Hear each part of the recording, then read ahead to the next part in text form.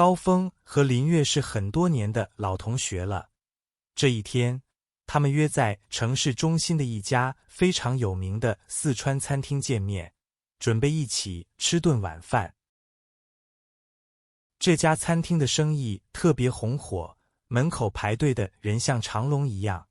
幸好林月提前在手机上预定了座位，所以他们不用在外面等。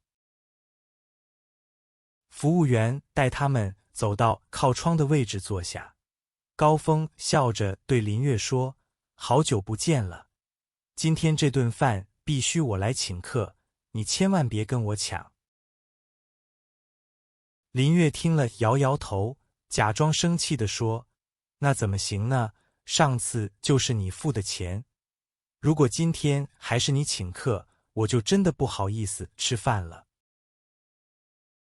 高峰拿起菜单，大手一挥说道：“我们先点菜吧，别的事情一会儿再说。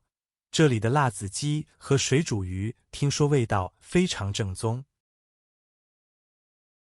他们点了满满一桌子菜，颜色红彤彤的，看起来非常诱人，香辣的味道飘在空气中，让人的肚子立刻咕咕叫了起来。吃饭的时候，他们聊起了各自的工作和生活。高峰最近刚刚升职，心情很不错，讲了很多他在公司里发生的有趣故事。林月一边吃着辣子鸡，一边认真地听着，他偶尔会大笑，偶尔会点头表示同意。餐厅里的气氛非常热闹，大家都很开心。时间过得很快，桌子上的菜慢慢变少了。虽然他们还在聊天，但是两个人的心里都开始思考同一个重要的问题：买单。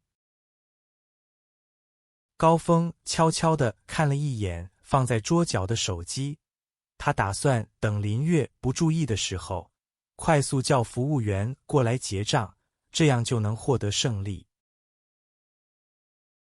可是林月非常聪明，他早就看穿了高峰的想法。他的眼睛虽然看着窗外，但余光一直盯着高峰的一举一动，保持警惕。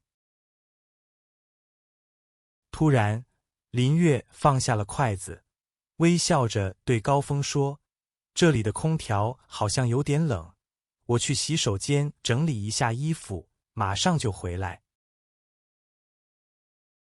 高峰心里警铃大作，他知道这通常是一个借口。很多人说去洗手间，其实是偷偷跑到柜台去把账单提前付了。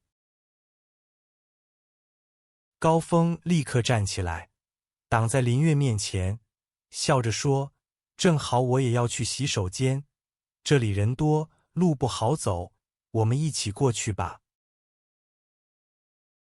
林月愣了一下，发现自己的计划被识破了，他只好尴尬地坐回椅子上，说：“哎呀，我现在好像又不想去了。”两人重新坐下，气氛变得微妙起来。这不再是一场简单的晚餐，而是一场关于速度和反应的战争，谁也不能放松。高峰决定改变策略，他大声喊道：“服务员，麻烦给我们加一点热水。”他想通过叫服务员过来，顺便把账结了。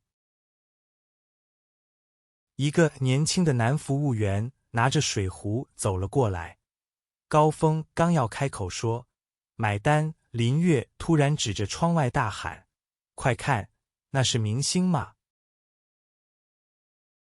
高峰和服务员都被吓了一跳，同时转头看向窗外。窗外只有几辆出租车和路人，根本没有什么明星的影子。就在高峰转头的一瞬间，林月迅速掏出手机，打开付款码，递到服务员面前说：“扫我，快点扫我，别理他。”高峰反应极快，像一只老虎一样扑了过来，用手挡住了林月的手机屏幕，大声说：“不行，服务员，别扫他的。”服务员拿着扫码机，站在两个人中间，一脸困惑。他从来没见过为了花钱而打架的客人，不知道该听谁的命令。高峰把自己的手机硬塞到服务员鼻子底下，说：“小伙子，听歌的，扫我的，他手机没电了，你看屏幕都黑了。”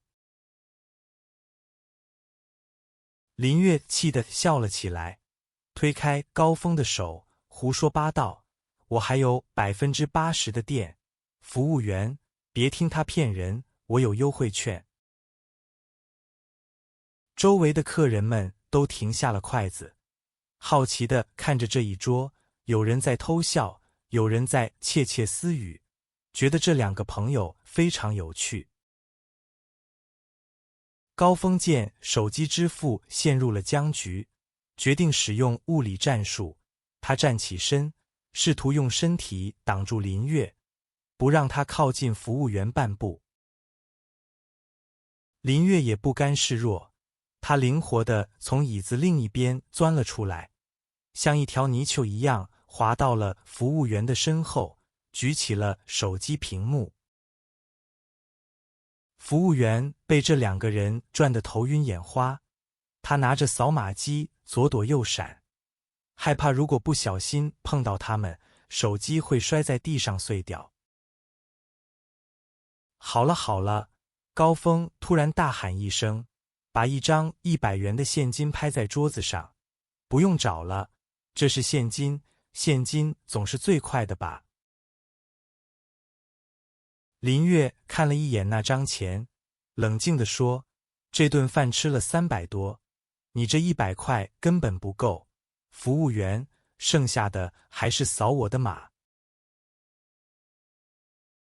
高峰的脸红了，他太着急了，忘记了这顿饭的价格。他赶紧去摸钱包，却发现钱包落在了车里，身上没现金了。哈哈，这就是天意！林月得意地笑了起来，把手机再次递给服务员：“快点，扫完我就放你走，不为难你了。”高峰怎么可能轻易认输？他抓住服务员的手腕，诚恳地说：“兄弟，只要你扫我的微信，我给你5星好评，写100字。”服务员快要哭出来了，他说：“两位客人，请不要拉扯我，谁付钱都一样，我们老板只在乎钱有没有到账。”这个时候，餐厅的经理走了过来，他是个胖胖的中年人，看着这场混乱的场面，问：“发生了什么事？为什么要吵架？”服务员无奈地解释：“经理，他们不是吵架，是在抢着买单，两个人都太客气了，我不知道该收谁的钱。”经理听完笑了起来：“这可是好事啊，说明你们感情深。不如这样，你们两个人石头剪刀布，谁赢了谁买单。”高峰和林月互相对视了一眼，觉得这个提议虽然幼稚，但是目前唯一公平的解决办法，于是他们点了点头，同意了。准备好了吗？经理像是裁判一样站在中间，1、2、3，出！空气仿佛凝固了，所有人都盯着他们的手。高峰出了，石头林月出了，不，林月赢了。他高兴地跳了起来，把手机递给服务员：“快扫，我赢了。”高峰看着自己的拳头，叹了一口气：“这不公平，我平时总是出布的，今天不知道为什么脑子一热出了石头。”就在服务员刚要扫码的时候，高峰突然伸出一根手指，慢着，3局2胜，刚才那只是热身，不能算数。林月瞪大了眼睛，高峰，你这人怎么耍赖皮啊？输了就是输了，男子汉大丈夫，要说话算话，不能反悔。经理也摇摇头说，这位先生，既然定好了规则，就要遵守。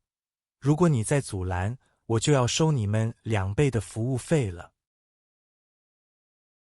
听到2倍服务费，高峰终于松开了手，他无奈地看着服务员手里的机器发出“滴”的一声，那是付款成功的声音。林月看着手机上的支付通知，露出胜利的微笑，他拍了拍高峰的肩膀，好啦，别难过，下次一定让你请。高峰像一个泄了气的皮球，坐在椅子上喝了一口茶。他说，每次你都说下次，结果下次你的手比我还快。服务员拿着小票走了过来，笑着说，谢谢2位，你们的感情真让人羡慕，希望下次还能看到你们来这里打架。2人收拾好东西，准备离开餐厅。高峰帮林月拿起了外套，虽然没抢到单，但他还是保持着绅士的风度。走出餐厅，外面的风有点凉，街道上的灯光已经亮了起来，城市变得五颜六色，刚才紧张的气氛完全消失了。吃得太饱了，林月摸了摸肚子，这里的菜确实好吃，特别是那个鱼。不过下次我们要换一家安静点的。高峰点了点头，是啊，下次找个安静的地方，方便我提前把账结了，不给你任何使用石头剪刀布的机会。林月笑得前仰后合，你这个人真固执。其实朋友之间谁请客都无所谓，关键是大家在一起开心就好，对不对？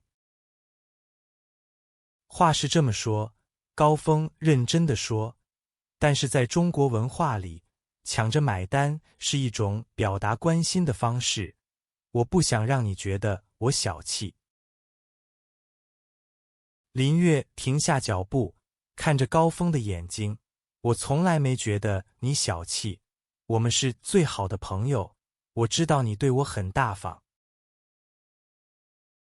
听到这句话，高峰心里暖暖的，他挠了挠头，不好意思地笑了。既然你这么说，那我就放心了。走，我送你回家。2人并肩走在街道上，路边的树叶被风吹得沙沙作响。他们继续聊着以前在学校里的趣事，笑声传得很远。